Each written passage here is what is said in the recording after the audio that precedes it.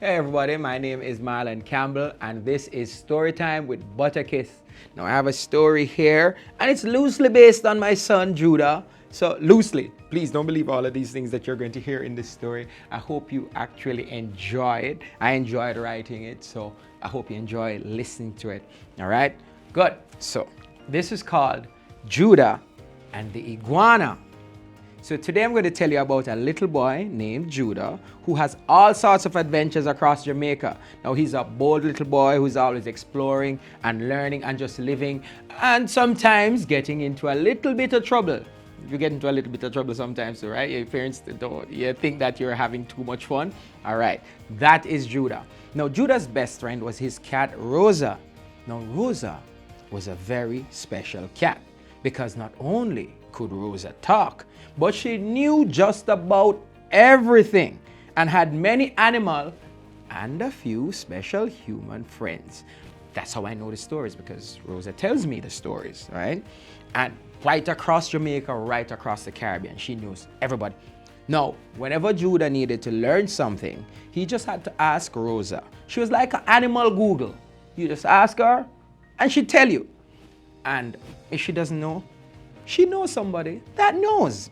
Now, one day, Rosa and Judah were playing in the backyard like they love to do. Now, when they're in the backyard, they let the power of imagination take them all across. So whatever they want the backyard to be, it becomes that. It could be the beach, it could be the forest, it could be the desert. They prefer the forest because the desert is kind of hot, you know, and yeah. So, no, they're playing and they're playing toss ball. Rosa is very good at toss ball. Can you believe a cat with no hands is very good at toss ball? She'd use her tail. But it's Judah's turn and he throws the ball, a really big throw, and he goes all the way into the mint bushes at the back of the yard. So he goes looking for it.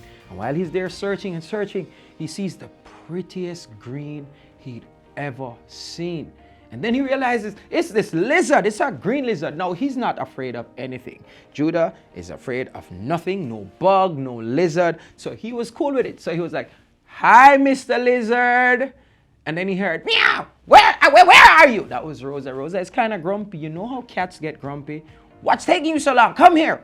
So he goes and Rosa had found the ball and he's like, "Rosa, Rosa, Rosa, I saw the biggest lizard ever," is what he gushed. "It must have been 11 feet long."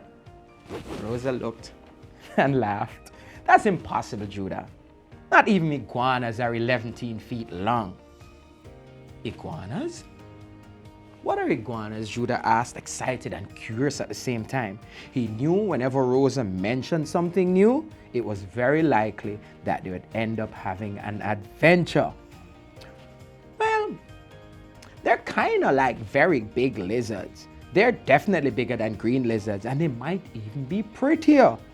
Now Judah got really excited. "I want to see one! I want to see one! I have to see one!" He's jumping up and down and shouting.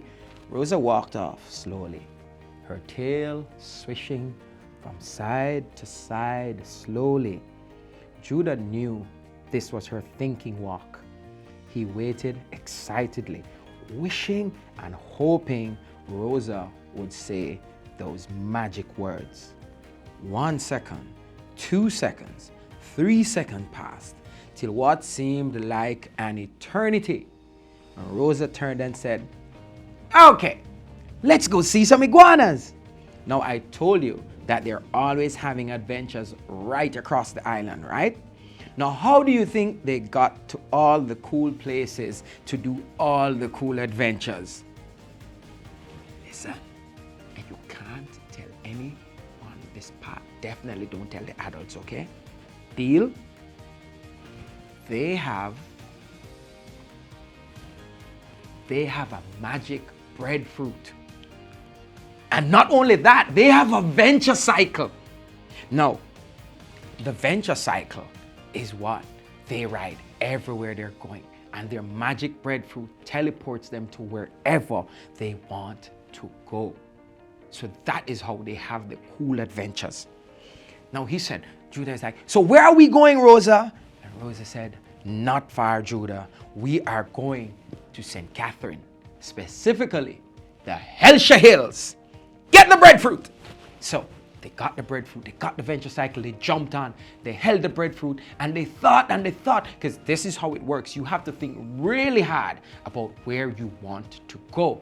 And the magic breadfruit will take you there. And they thought really hard. Hellshire Hills, Hellshire Hills, Hellshire Hills. Poof! And they're in Hellshire Hills, which was kind of hot. And Judah was walking around and the rocks were there. And he's like, oh! And he dipped into his cycle, into the venture cycle, because he had left his shoes. Took out his Crocs, put them on. Ah, this is good. Now, Iggy! Iggy!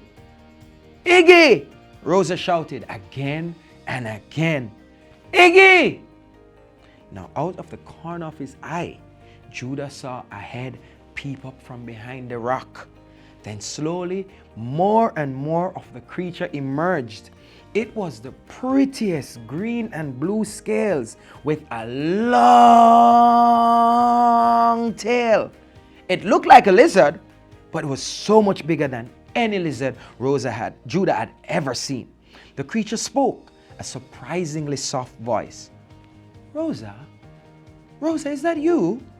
Iggy! Rosa laughed. Yes, it's me, old friend. And they ran and they hugged each other as best as a cat and an iguana could hug each other.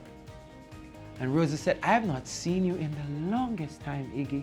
And Iggy said, and I have not seen you either, Rosa. How have you been? Who is this? Rosa said, this is my friend Judah. And he wanted to see iguanas. So I took him here, hoping he could see some iguana. Iggy said, well, there are a few of us around here, but as you know, there are not many. I think we might have 300 stretched across the hills, if so much. I've checked.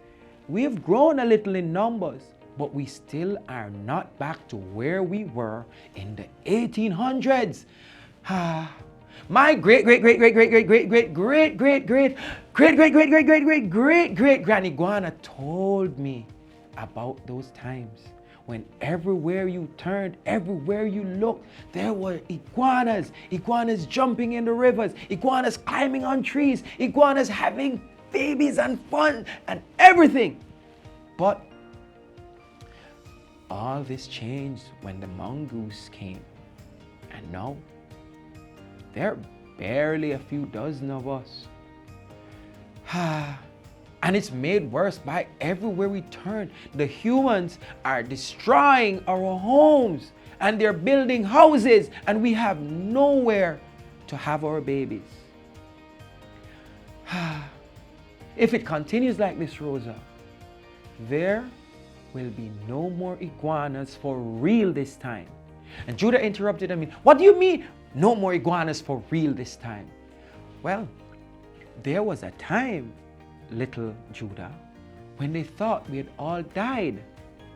From 1948 until 1990, no human had seen any iguana. And we liked that because they didn't trouble us. We hid in these Hellshire Hills. But in 1990, we were rediscovered. My great-great-great-grand iguana wrote a poem about it. Do you want me to share it with you, Judah? Of course Judah wanted Iggy to share it. He was excited. Sure, Iggy, tell me. And Iggy said, come. Come one, come all. May have something for share, but you have to keep your mouth so everybody can hear. In 1948, they had people talking, saying no trace of them can be found while we were busy living our lives skylarking, sunbathing in the limestone ground, eating leaves, fruits, and different flowers, and bathing in Jamaica's tropical showers.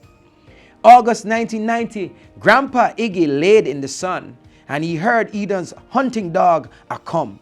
So he took to a log and began to hide. Grandpa Iggy never cared about pride. Pride is what got the rest of our family gone. Many he never saw again. Pride is how his kind came to a very close end because iguanas are a pretty piece of lizard. Great-great-great-grandma always said, run and cover because you're not a wizard. And try to make them find you. That day though, Eden's hunting dog was quite robust and bright, and before you could say, "Hey, stop dog!" "No, Grandpa Iggy that him a bite." "What is man? What me do? You know, see me just a try easy, and every time you see an iguana, you want to hurt us. When it's best you just fully breeze with. We only come to eat our food enough, or we love to sleep. Una never know we must work together. Destruction and deforestation nah keep.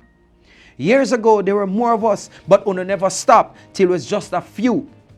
We don't bother una, we keep to ourselves. So tell me, what should we do?"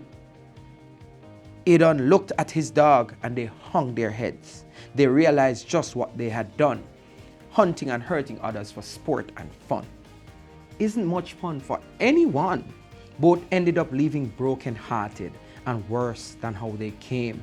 They realized the damage that was caused. Let us not let this damage remain. And now I'm gonna pause the story to ask you a question. So all of the smarty pants in the room, get ready to answer. What year was Butterkist established?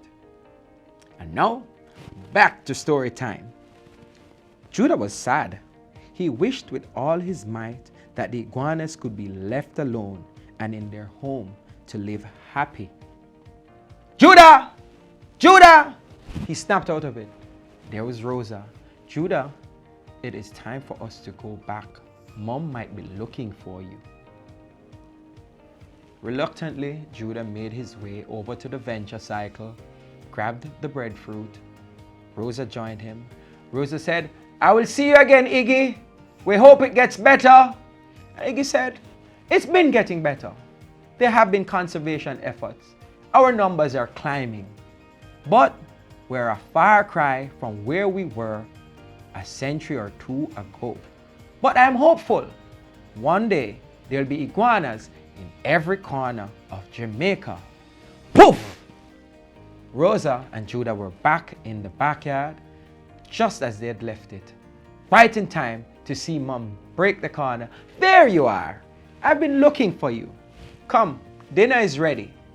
They went off inside to have dinner and thinking about the adventure they had today and their new friend, Iggy Iguana.